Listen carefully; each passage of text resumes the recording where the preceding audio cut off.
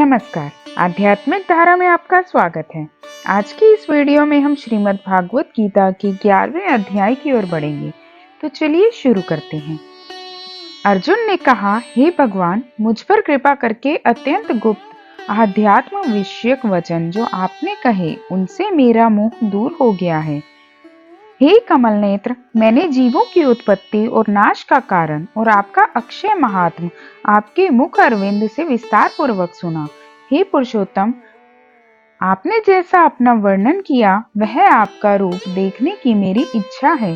हे योगेश्वर, हे मधुसूदन, आप यदि मुझे उसको देखने योग्य समझें तो आप अपना वह अव्यय रूप मुझे दिखलाइए। श्री भगवान ने कहा, हे पार्थ, नाना प्रकार के दिव्य रूपों को देख। हे भारत, तुम वसु, रुद्र, अश्विनी कुमार, मरुदगण और पहले कभी न देखे थे ऐसे आश्चर्य देखो। हे गुणाकेश, चराचर सहित यह जगत देखो तथा और जो कुछ देखना चाहो यहाँ मेरे देह में देख लो, परंतु इन नेत्रों से मुझे नहीं देख सकोगे, इसलिए मैं तुमको दिव्य नेत्र देता हूँ, उनसे मेरा दिव्य रूप देखो। संजय ने धृतराष्ट्र से कहा कि हे राजन, इस प्रकार श्री कृष्ण चंद्र जी ने अर्जुन से कहा कि उसको दिव्य दृष्टि देकर अपना अलौकिक रूप दिखाया और उस विश्व रूप के अनेक मुख और अनेक नेत्र थे। उसमें अनेक अद्भुत दृश्य थे। देह पर अनेक सुंदर सुंदर आभूषण और आयुध सुसज्जित थे। देह पर दिव्य वस्त्र थे, दिव्य गंध शरीर पर लगे थे। उस समस्त आश्चर्य में अनंत देव के सब ओर मुख दिखाई देते थे। आकाश में यदि हजारों सूर्यों की प्रभा एक साथ हो तो उस महात्मा की प्रभा की समता न कर सकेगी। उस समय अर्जुन ने देवाधिदेव के शरीर में अनेक प्रकार से विकल इस समस्त जगत को एकत्रित देखा। तब अर्जुन आश्चर्य से चकित हो गया, उसका शरीर रोमांचित हो गया। उसने शीश नवाकर हाथ जोड़कर कहा, हे देव, तुम्हारे देह में सब देव भिन्न भिन्न प्राणियों के समुदाय कमल आसन पर बैठे हुए देवताओं के ईश भ्रम संपूर्ण ऋषि और दिव्य सर्पों को मैं देखता हूँ। हे विश्वेश्वर, तुम्हारे अनेक भुज, अनेक उदर, अनेक मुख, अनेक नेत्र हैं। तुम्हारा रूप अनंत है, तुम्हारे अंत और आदि को नहीं देखता, किंतु समस्त विश्व में तुम्हारा रूप देखता हूँ। तुमको किरीट युक्त गदा चक्र धारे चारों ओर से देदीप्यमान तेजो राशि सर्वत्र चमकते हुए अग्नि तथा सूर्य की भांति प्रकाशवान और अपरंपार देख रहा हूँ। मेरे मत से तुम ही ब्रह्म जानने की वस्तु, विश्व के महान आधार, नित्य सनातन धर्म के रक्षक, पुराण पुरुष हो।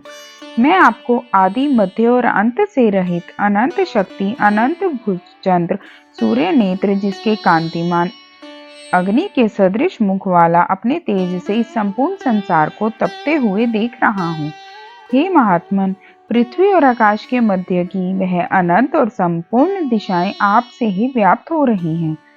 आपका यह अद्भुत और उग्र रूप देख तीनों लोग व्यथित हो रहे हैं। यह देखो, देवताओं के समूह तुम्हारी शरण में आ रहे हैं।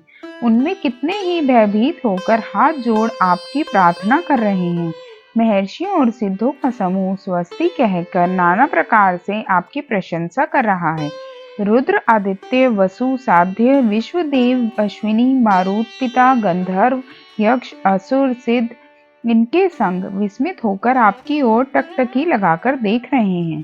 हे महाबाहो, अनेक नेत्र, अनेक बाहु, अनेक जांघ, अनेक पेट, कराल, दंत युक्त आपका यह विशाल रूप देख सब अत्यंत भयभीत हो रहे हैं और मैं भी घबरा रहा हूँ। आकाश तक पहुँचे हुए प्रकाशमान अनेक वर्षों से फैलाए हुए मुख के जलने वाले विशाल नेत्र युक्त तुमको देखकर हे विष्णु, मेरा जी घबरा रहा है। मुझसे धैर्य धरा नहीं जाता और चित्त स्थिर नहीं होता। हे देवेश, हे जगन निवास, भयंकर दाढ़ों वाले और काल अग्नि के सदृश आपके मुखों को देखकर मुझे दिशा नहीं सुहाती, मैं शांति नहीं पाता, अतएव मुझ पर दया करो। धृतराष्ट्र के पुत्र अपने साथ राजाओं सहित और भीष्म, द्रोण और कर्ण तथा हमारी ओर के मुख्य मुख्य योद्धा बड़े बड़े दाढ़ों से युक्त विकराल आपके मुख में शीघ्रता से प्रवेश कर रहे हैं और उनमें कितने लोग आपके दांतों में दबकर ऐसे दिखाई देते हैं मानो उनका शरीर चूर्ण हो गया है।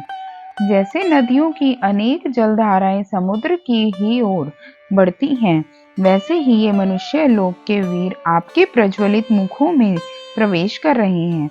अग्नि में पतंग जैसे गिरते हैं, सब लोग भी अपने नाश के लिए आपके मुख में बड़ी तेजी से प्रवेश कर रहे हैं। हे विष्णु, जलते हुए मुखों से चारों ओर से सब वीरों को निगलकर आप जीत चाट रहे हैं। आपकी तीक्ष्ण प्रभाएं समस्त संसार को तेज से व्याप्त कर तृप्त कर रही हैं। यह भयानक रूपधारी कौन है? यह मुझसे कहो। हे देव, आपको नमस्कार है, मुझ पर प्रसन्न हो। हे जगतकर्ता आदि पुरुष, आपको जानने की मैं इच्छा रखता हूँ, क्योंकि आपकी यह प्रवृत्ति मेरी समझ में नहीं आती है। श्री भगवान बोले, संसार का नाश करने वाला मैं उग्र काल हूँ, समस्त जनों का संहार करने के लिए आया हूँ। तुम्हारी युद्ध न करने पर भी ये वीर जीवित न रह सकेंगे, इसलिए तुम उठो, शत्रुओं के संहार का यश को लेकर इस समृद्धशाली राज्य का भोग करो। हे सव्यसाचिन, उनको मैंने पहले ही मार रखा है, तुम केवल निमित्त हो जाओ। मेरे मारे हुए द्रोण, भीष्म, जयद्रथ, कर्ण और अन्य योद्धाओं को मारो, घबराओ मत, युद्ध करो, तुम संग्राम में शत्रुओं को जीतोगे। संजय ने कहा। इस प्रकार श्री कृष्ण जी के वचन सुन मुकुटधारी अर्जुन हाथ जोड़कर कंपित और भयभीत हुए साष्टांग प्रणाम कर नम्रता पूर्वक बोले, हे ऋषिकेश, आपके गुणगान करने से सब संसार प्रसन्न और प्रेम मग्न हो रहा है। राक्षस डरकर दिशाओं की ओर भागते हैं और सिद्ध आपको नमस्कार करते हैं, सो ठीक है। हे महात्मन, हे अनंत, हे देवादिदेव, हे जगन्निवास, आप ब्रह्मा से भी श्रेष्ठ हो, आपको देवता क्यों ना नमस्कार करें। व्यक्त आप हो और अव्यक्त भी आप हो, तथा इन दोनों से परे अक्षर भी आप हो। हे अनंत रूप, आप आदि देव हो, विश्व के परम आधार हो, ज्ञाता और ज्ञेय हो, श्रेष्ठ स्थान आप हो, विश्व का विस्तार करने वाले आप हो। आप वायु, यम, अग्नि, वरुण, चंद्र, ब्रह्मा और ब्रह्मा जी के भी पिता हो। आपको नमस्कार है और फिर भी बार बार नमस्कार है। हे सर्वस्वरूप, आप अनंत वीर्यवान तथा अतुल पराक्रमी हो। आप जगत में व्याप्त हो, इसलिए स्वरूप हो। तुम्हारी महिमा को न जानकर मैंने तुमको अपना मित्र मानकर हे कृष्ण, हे सखा, ऐसा जो तिरस्कार से कहा, सो प्रमाद से अथवा स्नेह से हे अच्युत विश्व रूप, तुमसे इन बोलों की क्षमा मांगता हूँ, जो कि परिहास से विहार, सोने बैठने और भोजन के समय अकेले तथा मित्रों के मध्य में तुम्हारा अपमान किया है। तुम स्थावर जंगम रूप लोक के पिता, पूज्य और महान गुरु हो। त्रिलोकी में भी तुम्हारे समान कोई नहीं है, तुमसे अधिक अतुल प्रभाव कहाँ से होगा। इसलिए हे ईश, तुमको सिर झुकाकर प्रणाम करके यही प्रार्थना करता हूँ कि मुझ पर कृपा करो। हे देव, जैसे पिता पुत्र के, मित्र मित्र के और प्रिय प्रिया के अपराध को क्षमा करता है, वैसे ही तुम मेरे अपराध को क्षमा करो। हे देव, पहले कभी नहीं देखा ऐसा, आपका रूप देखकर प्रसन्न हूँ और भय से मेरा मन व्याकुल है, इसलिए वही पहला रूप मुझको दिखाओ। और हे देवेश, आप प्रसन्न हो जाओ।